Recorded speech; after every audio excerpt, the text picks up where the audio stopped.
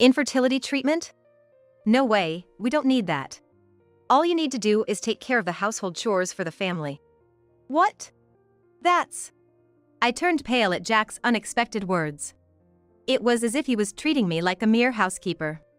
I spent every day holding these feelings of frustration. Then, while cleaning Jack's room, I discovered something. It was a childbirth DVD of a woman I didn't know. Who is this woman? As I was at a loss for what to do, a man named Michael appeared. I enlisted Michael's help to expose Jack's infidelity in front of our relatives. In our family, it's a tradition to gather at the main house on New Year's Eve. I made a proposal to my in-laws to get their cooperation. Can we hold this year's end-of-year gathering in the annex where we live? After I explained everything step by step, my in-laws agreed. And so, my revenge against Jack began. I am Maria, a 40-year-old housewife, married for 3 years. I married at 37 and wanted to have children soon. However, even after 3 years, I was unable to get pregnant. I married Jack, 3 years my senior, through a matchmaking arrangement. Our family is well known locally. It was a bit strange that Jack, the son of such a wealthy family, remained single until 40. But I thought we got along well and were compatible. That's why I decided to marry him without hesitation. After marriage, we started living in an annex on my in-laws' property. Eventually, we were supposed to live with my in-laws, but that seemed natural since I married the only son of a good family. My in-laws cherished me as their daughter-in-law. My father-in-law is a bit difficult, but my mother-in-law is very kind. So, I thought we would get along well. Then, as Jack wished, I quit my job and devoted myself to helping out with family chores. I've always liked helping others. I was supposed to start a happy married life, just like in my dreams. However, about a year into the marriage, Jack started to change. Initially, Jack was kind. But recently, his attitude towards me became indifferent. When he came home from work, he wouldn't even say I'm home. Instead, he would say, "Wash this and iron it," handing me his crumpled shirt. The only time he talked to me at home was to give me chores. Did I do something to offend him? While thinking this, I reflected on my actions since getting married. But I couldn't think of anything that would have angered Jack. Still concerned, I decided to talk to my mother-in-law. Jack has been cold to me lately. He doesn't talk to me except when giving chores. Did I do something wrong? When I asked, my mother-in-law smiled kindly and answered. Jack is just like his father. My husband was the same after we got married. Maybe Jack, like his father, finds it embarrassing to talk to his wife. So, it's nothing to worry about? Well, isn't that just the way it is with marriage? As time goes by, you'll come to understand each other better. Hearing my mother-in-law say that, I felt a bit relieved. My in-laws have a very good relationship now. So, I think that if Jack and I are married for many years, we'll get along well too. That's what I thought, feeling reassured. But first, if we have a child, maybe Jack will change. I've always liked kids and want to have my own soon. For that reason, I check my basal body temperature every morning and look for the best days to conceive. I've also been living a healthy lifestyle to increase my chances of getting pregnant. Still, after 3 years of marriage, there was no sign of pregnancy. Maybe there's something wrong with me. I tried to discuss it with Jack. Hey, Jack. We've been married for 3 years but still haven't had a child. I'm thinking of getting it checked out. Huh? What are you going to check? Jack asked with an indifferent face. Still, I mustered up the courage to ask. That's why I mean maybe one of us has an issue. I'm thinking of getting tested or, undergoing fertility treatment. When I bravely brought up the topic of fertility treatment, Jack looked displeased. And then said something outrageous. Infertility treatment? No way, we don't need that. All you need to do is take care of the household chores for the family. What? That's... I turned pale at Jack's unexpected words. It was as if he was treating me like a mere housekeeper. Jack, don't you want children? Your father expects an heir, after all. When I said that, Jack looked a bit troubled. It'll work out somehow. What do you mean, somehow? I asked, puzzled by Jack's words, but he didn't respond. An heir will work out somehow. I couldn't stop thinking about what Jack had said. And the meaning of those words would later be revealed in an unexpected way. I spent every day holding these feelings of frustration. Day after day, cooking, laundry, cleaning, it's a never-ending cycle. I tell myself it's natural since I'm a daughter-in-law, but the emptiness builds up. Today, I was cleaning Jack's study. There are countless books lined up here. I had to carefully remove the dust accumulated between them. Next to the bookshelf, there's a large CD rack. Since there's a gap, I have to take everything out to clean inside properly. I carefully removed the items, keeping them in order. It looked like there were DVDs on the top shelf. When I tried to take out about 20 at once, I fumbled, and they all fell down. Oh no! I have to put everything back in order. All the DVDs had fallen out of their cases, and I couldn't tell which belonged where. Jack is meticulous, so he labels both the discs and their cases. I started comparing the labels on the discs with those on the cases. Among them, one caught my eye. I didn't know the content, but it read November 30th, 2022, birth of Ethan. Ethan? Who's that? When I saw that, I remembered Jack's words. An heir will work out somehow. Thinking there might be a connection, I decided to play the DVD. I took it to the living room with the TV and put it in the DVD player. Then, I pressed the play button. What appeared was a dark room with only a bed that looked like a hospital examination table. A woman in her early 20s was lying on the bed. She was smiling at the camera. In a large pajama-like outfit, her belly was noticeably large. Apparently, she was pregnant. The woman was smiling calmly but suddenly started to moan in pain. It hurts. Jack, rub my back. Jessica, just a bit more endurance. You can do it. Could this be labor? No, what shocked me more was the man's voice rubbing her back. This voice, is it Jack? Indeed, the pregnant woman called him by that name. The pregnant woman was in apparent pain. I couldn't tell, having no experience, but it seemed like she was about to give birth. So, it was a labor waiting room. Who is this woman? She kept calling Jack's name through her labor pains. And why was Jack there by her side? After a while, a few women in white coats, who looked like midwives, entered. They were encouraging the pregnant woman to breathe properly. Then, she was moved to the delivery table, with Jack following. The next scene, after a pause in filming, was graphically showing the childbirth. The woman, Jessica, continued to call out Jack's name through her pain. Jessica, you're doing great. The head's coming out. Just a little more. Jack's excited voice echoed as well. Tears started flowing from my eyes.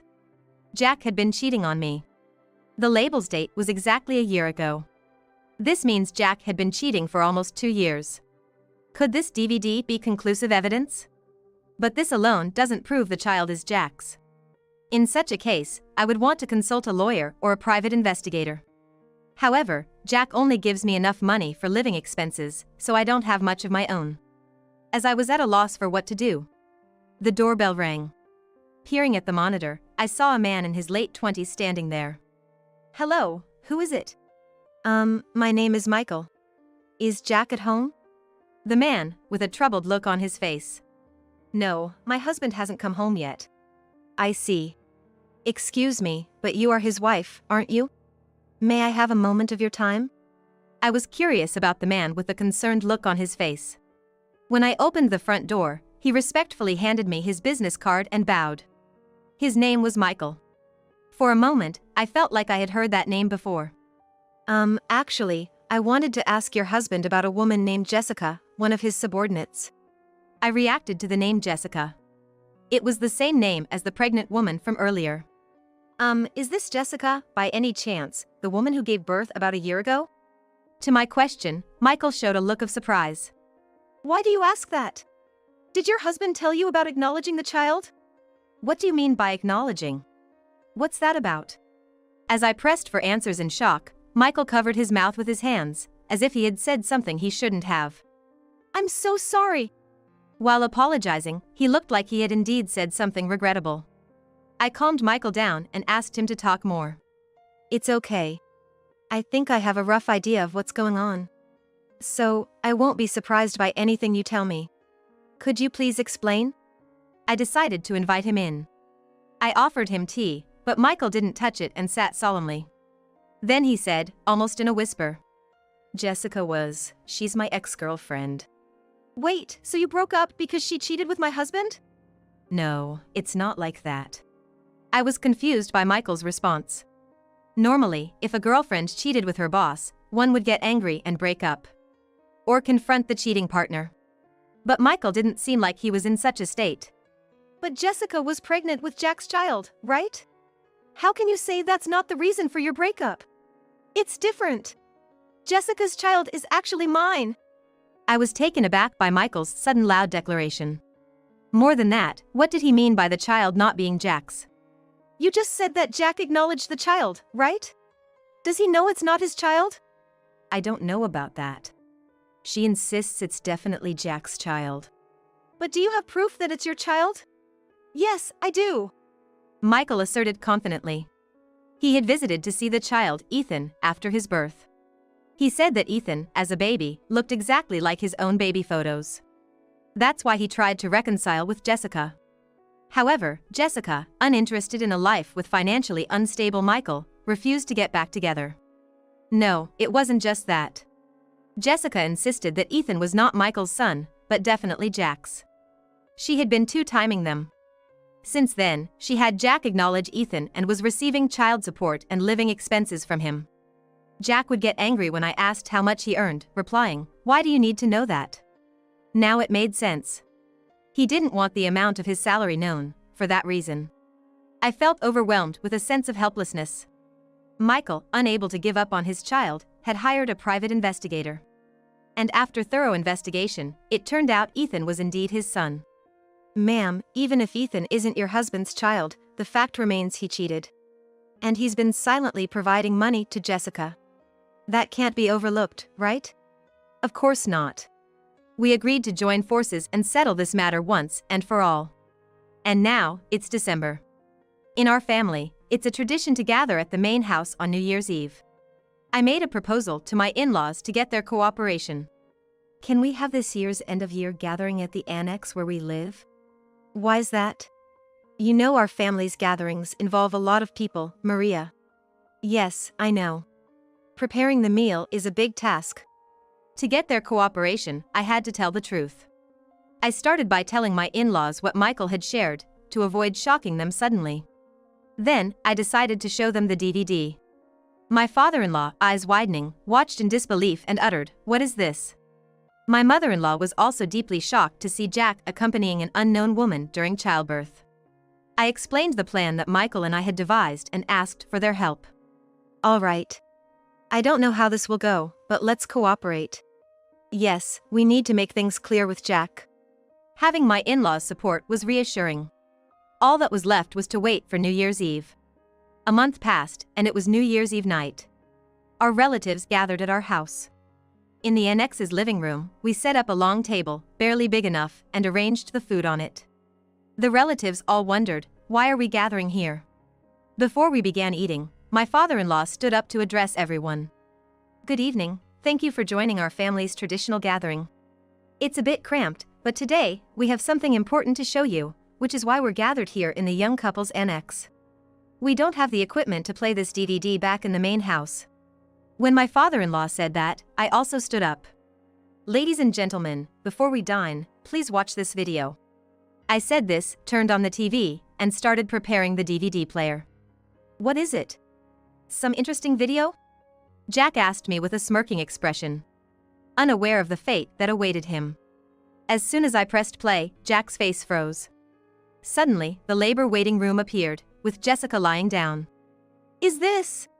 Hey, stop it, Maria! The relatives around us began to murmur in confusion. What's this all about? Who's that pregnant woman? All eyes turned to Jack. Realizing the trouble, Jack frantically searched for the DVD player's remote. But anticipating this, I had hidden the remote. When Jack realized the remote was missing and approached the DVD player, my father-in-law held him back. Stop! Please stop! Jack struggled to stop the playback. But my father-in-law and I firmly restrained him. Jack, don't make it worse. Just watch quietly, Jack. Hearing his parents' words, Jack, almost in tears, fell silent. Meanwhile, the childbirth DVD continued playing. Is this Jack's secret child? Oh my! To think someone in our family has a mistress. If this gets out, we won't be able to show our faces around here. Amid the uproar, with some relatives crying, I addressed everyone to calm them down. Everyone, please calm down. This baby being born is not Jack's child. But Jack was there, right? The pregnant woman kept calling his name in pain. Everyone looked at me, confused. Jack was the most shocked of all. Maria, how did you know that? Oh? So, you knew it too? That he wasn't your child? When I pressed him, Jack covered his mouth with an awkward awe. Why did you acknowledge him if you knew he wasn't yours? And you've been paying child support every month. Well, that's... Jack, sweating on his forehead, was at a loss for words. Acknowledgement? Child support? And yet he's not your child? Explain that properly. Yeah.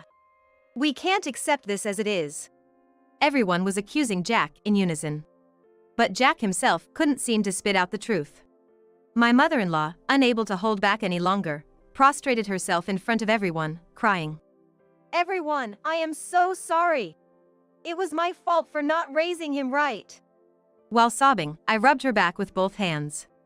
No, it's not your fault. I am going to call someone who will testify now. That's right, I forgot. I'm sorry for losing my composure. My mother-in-law raised her tearful face. Jack, sensing something was off, confronted me. What's going on? What are you all planning? Quiet, Jack. This mess is your fault in the first place. Yes, even if the child isn't yours, the fact remains you cheated. The room fell silent at the in-laws' words. It was about time to make the call. I took out my phone and dialed someone. A few minutes later, the doorbell rang. It was Michael, who had been waiting nearby. Behind Michael was Jessica, carrying Ethan. When I let them into the living room, the relatives started murmuring. Isn't that the pregnant woman from before? Yes, that's her. And this man, Michael, is the real father of the child. I introduced Michael to everyone as planned. Michael followed our plan perfectly, bringing Jessica with him. The plan was this. Michael went to Jessica and told her that Jack's family had found out about his secret child. He lied that Jack could no longer pay child support and was transferring custody to Michael. Believing this, Jessica would surely panic. So Michael said, I can't suddenly become a father, and suggested they come to our house to discuss child support. Normally, a mistress wouldn't come to the house. But Jessica seemed desperate for money. Thinking Jack would help her, she came. Because Michael knew how Jessica would think, he brought her here as planned. As expected, Jessica yelled at Jack on seeing him. What? You're not paying child support anymore? And even giving custody to this poor man is cruel. What? I didn't say any of that. Tricked you, Jessica. What? It was a lie? Yes. The part about my wife finding out is true. That's why you had to come here. To pay for your cheating and tricking us into child support. That's terrible. You tricked me. But it's true that I, Jack's wife, found out. So, it was necessary for you to come here. To make amends for cheating and deceitfully taking child support. Hearing my words, Jessica's face gradually turned pale. It's not a lie. Ethan is definitely Jack's child. That's right. Ethan is my son, and I plan to make him my heir. Jack defended Jessica, saying that. But the relatives were not going to stay quiet about such a claim. What? You were planning to make someone else's child our heir? My father-in-law shouted in anger, and everyone else joined in with their complaints. In the midst of this, Jack boldly stated, Maria can't have children. I'll divorce her, the useless wife, and remarry Jessica, who gave birth to my heir, even if he's not my child. The room went silent for a moment. Then, my mother-in-law clung to Jack and said, How can you abandon Maria, who has devoted herself as our daughter-in-law? That's too much, Jack. I have no choice. Dad always wanted an heir. No, I won't accept it. Don't you realize how much Maria wanted a child? I knew she consulted you about it. And yet, what did you do? Told her to just do the housework, treating her like a mere housekeeper. I was moved to tears by my father-in-law's passionate defense. Why would Dad know all that? Did you snitch, Maria? Idiot. We live right next door. Everyone hears your voice. And I won't recognize that air. Hearing this, Michael also spoke up to Jack. Jack. About this air thing. There is evidence that Ethan isn't your child. Evidence? I hired a private investigator to look into it. Remember when you were at a bar, chatting happily with the woman sitting next to you? So what? At that time, you were sweating profusely, and that woman wiped your forehead with her handkerchief. Turns out, she was from the private investigation agency. When I went to Jessica's place, I secretly borrowed Ethan's pacifier and had a paternity test done with it. You realize now? You're not Ethan's father. And by the way, Ethan's blood type is AB. You should have known that since you were there. Maria, what's your husband's blood type? O type, so there's no way they can be related. Jack said he was a type when filing the acknowledgement, knowing Jessica is B type. For the record, I'm a type. With these facts revealed, Jack nearly broke into tears. I got tested. The results said it was highly unlikely for me to father a child. Hearing this unexpected fact from Jack, I couldn't hide my surprise. Why didn't you tell me earlier? We could have sought treatment. I was embarrassed. And with the neighbors watching, I couldn't go for treatment. So, I acknowledged Ethan. That's impossible now. Silently give back the custody to his real father, Michael. No! Stop it! Suddenly, Jessica, who had been silent, burst into tears. I wanted to bear Jack's child and become part of this family. I don't want this poor man. What? Who's poor? That's right. Michael isn't poor. Michael and I looked at Jessica as if mocking her. What are you talking about? Michael works at a small town factory with a low salary. Are you just pretending? At Jessica's loud voice, Ethan in her arms started crying. Michael quickly approached and embraced Ethan firmly. Poor thing. You're a mother, don't shout like that. There, good boy. As Michael soothed Ethan, the boy stopped crying and smiled. You can see Ethan knows his dad, even if they haven't lived together. And Jessica, Michael isn't just pretending. I handed Ethan to Michael, letting him explain further. I work at a subcontractor for my parents' company. What? What does that mean? Ever heard of M Corporation? Asked by Michael, Jessica opened her mouth in shock. That's the biggest local company. You mean you're related to that? That company is managed by my father. As his successor, I'm learning about the fieldwork at its subcontracting factory. Knowing this unexpected fact about Michael, Jessica was left gaping in surprise. Then, suddenly, she smiled happily and said, Yay! So Ethan's dad is going to be the company president? Then I'll be the president's wife someday.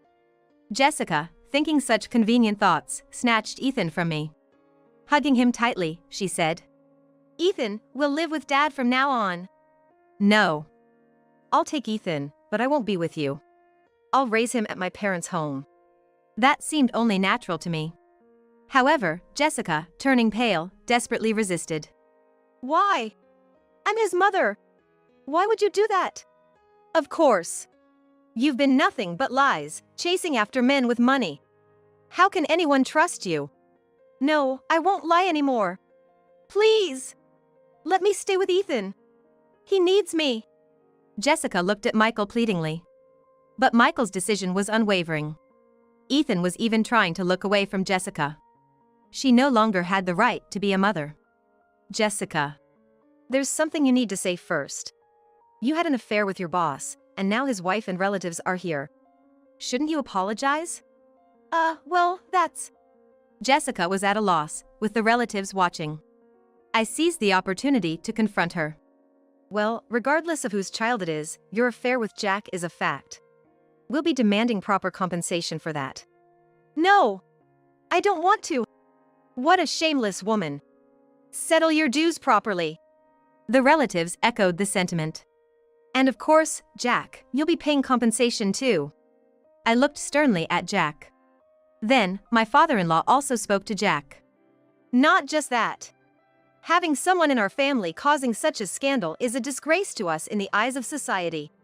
Therefore, Jack, you must leave our house. Yes, he's a disgrace to the family. Right.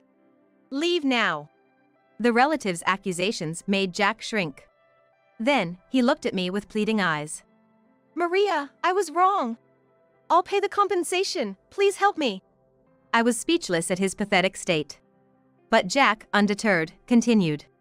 Wait, if I'm kicked out, you'll struggle too, right? So ask Dad to let me stay. He'll listen if you ask. No, that's not necessary.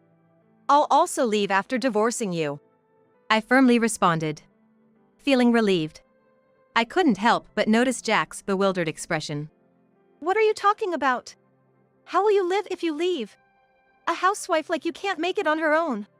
No, that's fine. Michael suddenly interjected, surprising Jack even more. Jack, didn't you know? Maria was the secretary to the president of my company before she got married. My dad still laments losing her. She was the best secretary he ever had. So, after the divorce, she'll work for us again. Yes, I had been the secretary to the president of M Corporation before getting married. Jack, who showed no interest in my job at the matchmaking meeting, had no idea. Michael never showed his face at the company when I was working there, so we didn't recognize each other. That's why when I first met Michael, his name sounded familiar, like I had heard it somewhere before. That's the situation, Jack. So please, divorce me. Maria was such a good daughter-in-law, but I understand. Miyoshi's president is a good acquaintance of mine, so we'll likely keep in touch with Maria. Yes, I want to keep in touch with Maria too. Thank you. I hope to continue our relationship. Tears in my eyes, I clasped hands with my in-laws. Then, Michael left with Ethan. Jessica stayed behind for negotiations on compensation. The same was true for Jack. We couldn't just let him leave without discussing compensation and property division, which lasted until morning. As a result of the discussions, we split the marital assets and Jack paid me a compensation for his infidelity. And so, Jack was disowned by his in-laws. Having never lived outside his family's property, Jack struggled even with the moving arrangements. Furthermore, his workplace's boss was acquainted with my former father-in-law. The rumor of his affair with Jessica, his subordinate, spread quickly. Needless to say, his colleagues' attitudes towards him changed for the worse. Jessica resigned early and returned to her parents' home. However, it turned out that her father, who also knew my former father-in-law, was furious about her affair with her boss and making another man acknowledge a child born from another relationship, and quickly kicked her out. Now, after paying me the compensation, Jessica is said to be working at a nightclub, her savings depleted. All this information came from my former father-in-law, with whom I still keep in contact. I was again amazed by the extent of his connections.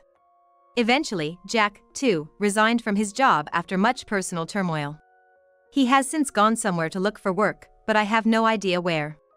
As for me, I was rehired by M Corporation and am working as the president's secretary. Michael is still at the subcontracting factory. He says he wants to stay at his familiar workplace while Ethan is still a preschooler, ready to rush over if anything happens. Truly, he's a great hands-on dad. I had wanted children myself, but now I'm so fulfilled with my job, I think I'm okay without getting married again. However, about a year later, after Ethan started attending daycare, Michael was set to join the parent company. At first, he would be a trainee. Then one day, to my surprise, Michael proposed to me. I was genuinely shocked by the suddenness. Really? There's quite an age gap between us, are you sure? When I asked, Michael responded with a smile. I've decided ever since you got divorced. Ethan is attached to you, and besides, my dad says it has to be Maria. I know I'm younger, but please, will you marry me? Moved by Michael's sincerity, I was drawn to him. And so, we got married. Now, it's Michael, Ethan, and the new life growing inside me, a child from Michael and me. We're building a happy family together.